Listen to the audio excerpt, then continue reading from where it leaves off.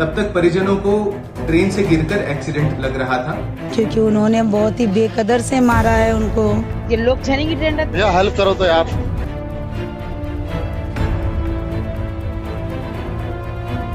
कोई मजबूरी नहीं है। Why you throw plastic on the road?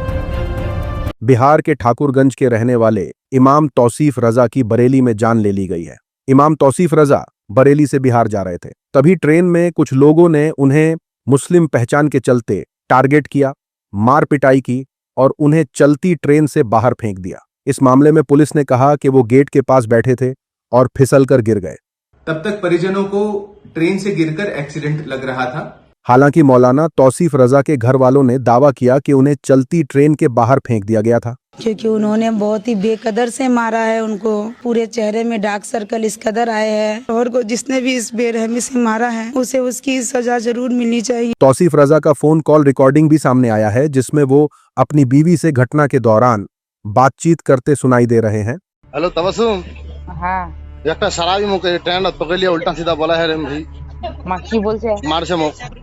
তোক মারছে? हाँ क्या यार? वही ना, तो पुलिस को फोन करा कत शाहजहान पुलिस उस पे माँ ये लोग छनी की ट्रेन की छह तो लोग ला देगी शराब पी के। भैया हेल्प करो तो यार। मामा देखो भैया परेशान कर रहे हैं मुझे। इस मामले में कांग्रेस सांसद इमरान प्रतापगढ़ी ने गुस्सा जताया है और असदुद्दीन ओवैसी ने आरोपियों को सख्त सजा देने की मांग की है। पुलिस आरोपियों की तलाश में जुटी है। किंतु आज परिजनों द्वारा ट्रेन में मृतक के साथ मारपीट की आशंका जताई जा रही है। तहरीर प्राप्त होने पर आवश्यक विधिक कार्रवाई सुनिश्चित किए जाने हेतु उनको अवगत कराया गया। सोशल मीडिया पर हैदराबाद के सांसद असदुद्दीन ओवैसी ने कहा कि मैं उम्मीद करता हूं कि रेल मंत्री अश्विनी वैष्णव इस मामले में दोषी पाए गए लोगों को सख्त सजा देंगे, जिन्होंने मौलाना तौसीफ रजा की चलती ट्रेन में जान ले ली। साथ ही साथ शायर और कांग्रेस सांसद इमरान प्रतापगढ़ी बोले कि रेल मंत्री जी से अनुरोध है कि इस मामले की उच्च स्तरीय जांच करवाएं, ताकि स्थानीय पुलिस के साथ साथ रेलवे के बड़े अधिकारी इस मामले का सच सामने लाएं और अपराधी पकड़ा जा सके।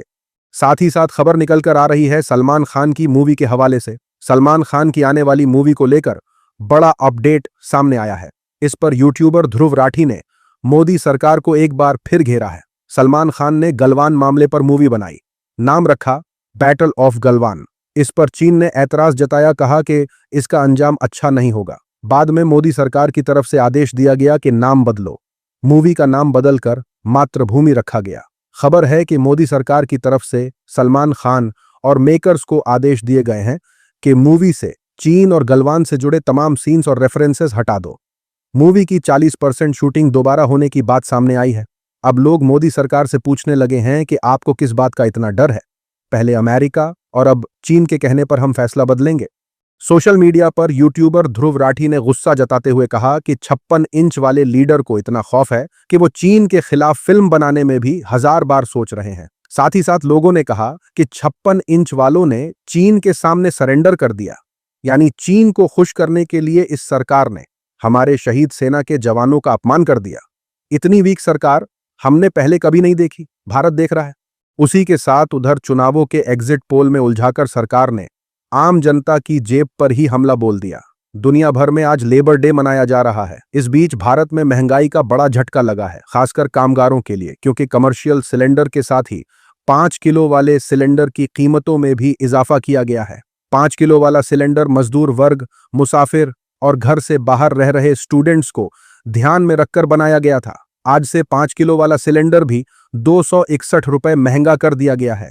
रिपोर्ट्स के मुताबिक 5 किलो वाले सिलेंडर के अलावा 19 किलो वाले कमर्शियल सिलेंडर के दाम भी बढ़ चुके हैं। इसमें 993 रुपए का इजाफा हुआ है। इस बढ़ोतरी के बाद दिल्ली में एक कमर्शियल सिलेंडर की कीमत 3000 रुपए के पार जा चुकी है। इसका मतलब है कि अब रेस्टोरेंट, होटल और स्ट्रीट फूड के बिल बढ़ जाएंगे। साथ ही शादी या इवेंट्स में खाने पीने का खर्च भी बढ़ जाएगा। ऑनलाइन फूड ऑर्डर भी महंगा हो सकता है।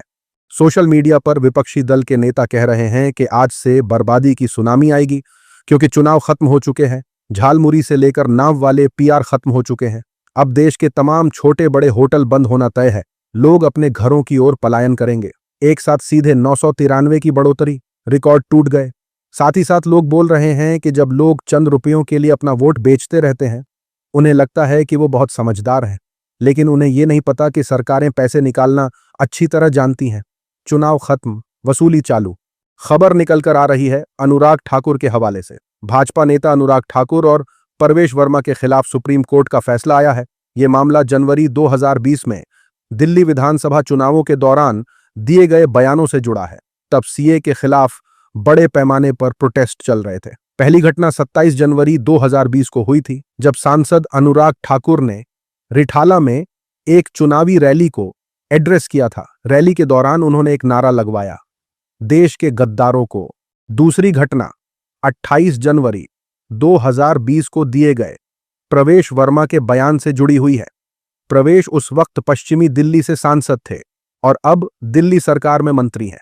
कैंपेन के बयानों और इंटरव्यू में उन्होंने चेतावनी दी थी कि अगर शाहीन बाग के प्रोटेस्ट करने वालों को नहीं रोका गया तो वो आखिरकार घरों में घुसकर लोगों का दुष्कर्म और मर्डर करेंगे।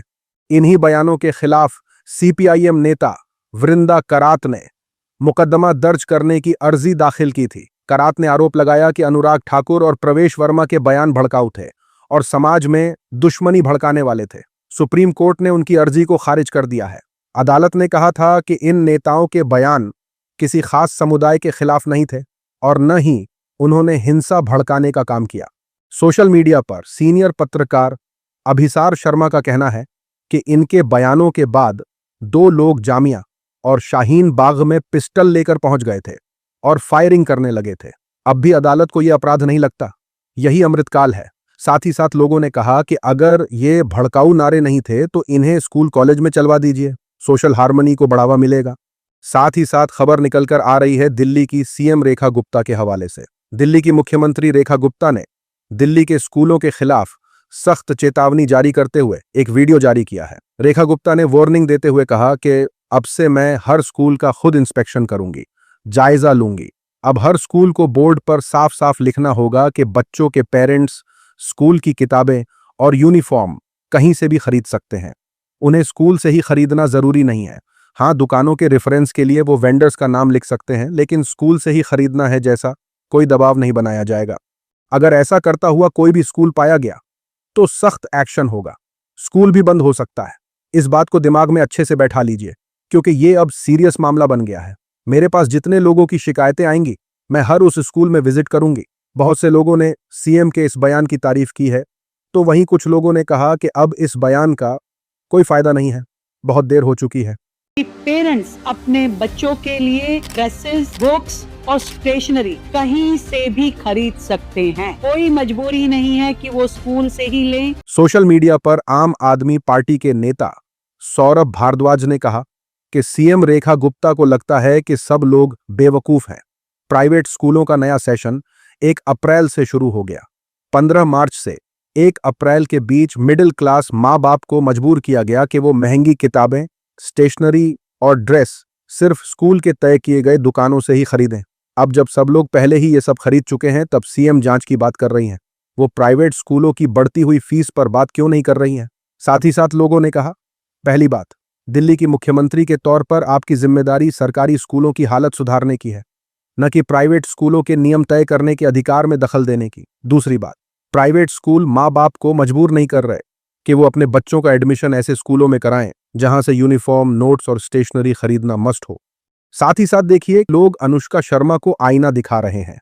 बॉलीवुड एक्ट्रेस अनुष्का शर्मा ने हाल ही में एक शख्स को सड़क पर कचरा फेंकते देखकर अच्छा खासा डांटा। वीडियो में वो सख्ती से कहती दिख रही हैं कि रोड डस्टबिन नहीं है। लेकिन यही अनुष्का जब एक बाबा को नदी में पूरा बाल्टी भर दूध चढ़ाते देखती हैं तो उनका मुंह बंद हो जाता है। कोई लताड़ नहीं, कोई लेक्चर नहीं, बस चुपचाप देखती रहती है। सोशल मीडिया पर लोग अब खूब ट्रोल कर रहे हैं। Why are you throwing plastic on the road? Please be careful. You can't just throw plastic around like that on the streets. Use a dustbin. कचरा फेंकने वाले को तो ज्ञान दे दिया, लेकिन दूध बहाने वाले बाबा को क्यों नहीं रोका? परफॉर्मेंस तो अच्छी कर रही हो अनुष्का जी। लोग खिंचाई करने लगे कि लंदन में रहने वाली अनुष्का भारत आकर सिर्फ सिलेक्टिव क्लाइमेट प्रेम दिखाती हैं। नदी में दूध डालना क्लाइमेट के लिए ठीक है क्या? या सिर्फ सेलिब्रिटी इमेज बनाने के लिए कचरा वाले को ही टारगेट करना है?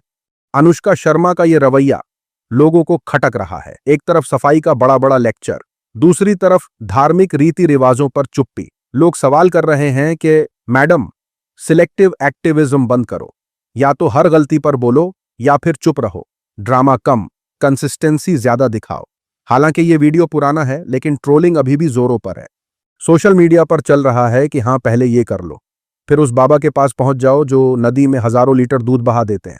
साथ ही साथ लोगों ने कहा, अनुष्का शर्मा की अजीब पाखंड वाली बात है, यहां वो किसी को कचरा फेंकने से रोक रही है, जो कि अच्छी बात है, लेकिन क्या वो उस बाबा को रोक सकती हैं जो आसाराम का सपोर्ट करते हैं और नदी को गंदा कर रहे हैं?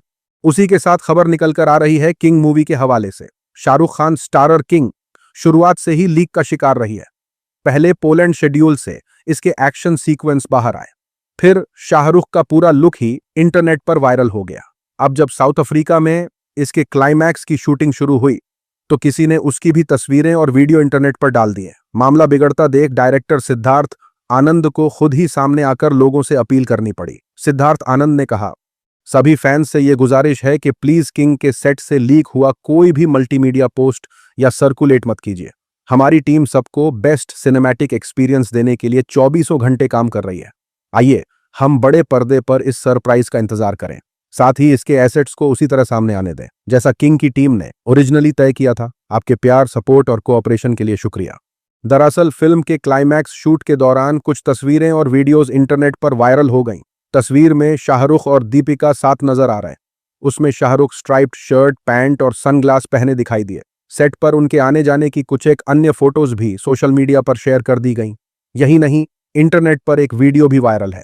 इसमें सेट पर इंटरनेशनल सिंगर एड शीरन की आवाज में एक गाना बज रहा। इस मूवी में उनका भी एक गाना होगा। बताया जा रहा है कि लीक हुआ गाना वही है जिसे फिल्म के क्लाइमैक्स में इस्तेमाल किया जाएगा। सोशल मीडिया पर चल रहा है कि सिर्फ शाहरुख की एक लीक हुई तस्वीर से ही इतना जबरदस्त हाइप बन जाता है। बाकी सो कॉल्ड स्टार्स को तो अपनी नई फिल्मों की अनाउंसमेंट पर भी इतना हाइप नहीं मिलता। यही शाहरुख का असली ऑरा है। साथ ही साथ लोगों ने कहा कि एक लीक फ्रेम ने पूरा माहौल ही बदल दिया है। सोचिए जब मूवी रिलीज होगी तो क्या आलम होगा। ब्लॉकबस्टर पहले ही लोगों ने लिख दिया है। ये खबर देखिए, असम के मुख्यमंत्री हिमंत बिस्वा शर्मा अपने एक और बयान के चलते विवादों में हैं। इस बार उनके बयान से उठा विवाद सीमा पार तक पहुंच गया है और बांग्लादेश ने ढाका में इंडियन हाई कमिश्नर पवन बांधे को तलब किया है। बांग्लादेश ने शर्मा के बयान को बांग्लादेश भारत रिश्तों के लिए अपमानजनक बताते हुए भारत को लेकर नाराजगी जाहिर की। असम सीएम ने 25 अप्रैल को कहा था कि असम में 20 विदेशी नागरिकों को पकड़ा गया और उन्हें बांग्लादेश वापस भेज दिया गया। हम असम से ऐसे घुसपैठियों को बाहर निकालते हैं जब वो खुद नहीं जाते। कल रात 20 इल्लीगल बांग्लादेशी नागरिकों को धक्का देकर वापस भेज दिया गया। एबीपी न्यूज से बात करते हुए शर्मा ने दावा किया कि वो दुआ करते हैं कि भारत बांग्लादेश रिश्तों में कोई खास सुधार न हो। सोशल मीडिया पर चल रहा है कि गैर जिम्मेदाराना बयान विदेशी रिश्तों को खराब करते हैं। डिप्लोमेसी में ठहराव रखना चाहिए, वरना पड़ोसी देशों से रिश्ते बिगड़ेंगे। साथ ही साथ लोगों ने कहा, अगर ऐसा ही चलता रहा तो आने वाले वक्त में कोई भी देश भारत के साथ खड़ा नहीं मिलेगा। सरकार को चाहिए कि इन नफरत फैलाने वाले नेताओं के बयान पर लगाम लगाए। आज की वीडियो में इतना ही। अपनी राय, सुझाव कमेंट में जरूर बताएं। मिलूंगा आप सभी से अगले वीडियो में। तब तक के लिए अपना ख्याल रखें।